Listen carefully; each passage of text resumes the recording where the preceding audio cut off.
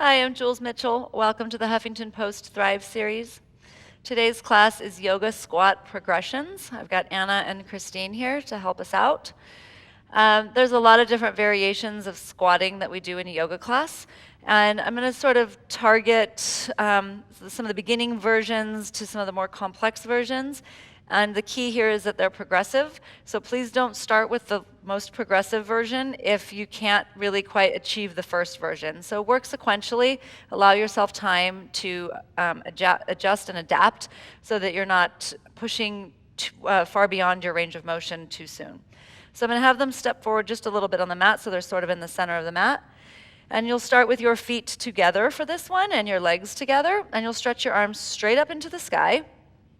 And make sure when you do this that you're just lifting straight up, and that you're not doing a little back bend here. And then I'm going to have you go ahead and sit back into chair pose or Utkatasana. So with your legs together, it gives you some leverage for you to squeeze your legs in. But what I really want you to think of doing is really sitting back into the pose.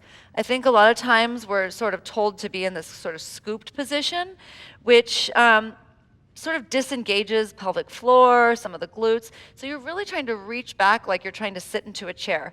And now you can start doing the back bend. So Anna's really going to keep the pelvis stretching back and down, and keep lifting the chest, doing that kind of cow pose in the upper back. Yes, these look wonderful. So can you guys go ahead and do the little tuck that I don't want you to do? So that I think we see too often. Or the other one is where it's so far arched that you start to lean forward a little bit.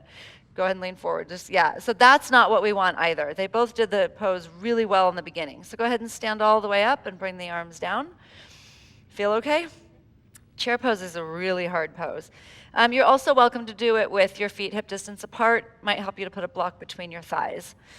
Okay, we're going to go a little bit lower now. So go ahead and stretch your arm. Let you do your feet hip distance for this. I think I'll give you a little bit more space. You can definitely do it with your feet together. I do. Go ahead and stretch your arms straight up again. And then from here, I'm going to have you go all the way down into a squat, but go nice and slow. So you're kind of going through chair pose, and you're just going down, down, down. Your ankles will flex quite a bit here. Your knees are going to flex maximally, and your hips are going to flex maximally. If you don't have all three of those joints being able to flex, you're going to have to choose a different variation. How are you doing there, Christine? You want something under your heels? Okay, so I'm going to have Christine stand up. Are you okay there, Anna? And I'm going to put some support under her heels so that her ankles don't have to do as much work. So now she can go down lower. So I prefer you do this than just automatically step the feet really wide and turn them out. But I only have you do this so that you can really start focusing on these joints. Once those joints have the range of motion that they need, you can do this pose in a million different variations with different foot positions. Go ahead and stand all the way up. Guess what's next? Single leg. So I'm going to let you guys put your hands on your hips so you don't have to hold them up for balance, but I'm going to have you stretch your right leg out in front of you and squat down on your left leg. This is much, much harder, and you might not be able to go all the way down. And once you're down, you'll have to come up. So you might only want to go down as far as you can before you come up. So go ahead and stand up, and let's do the other leg. Stretch the left leg out in front of you, start to squat down.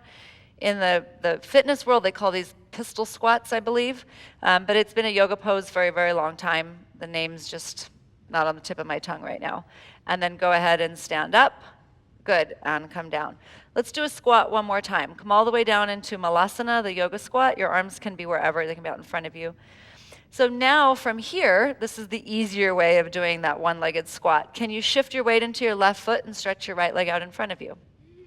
Oh, yikes. You can hold on to the foot, Anna, with your hands if you want. That's a big hamstring stretch.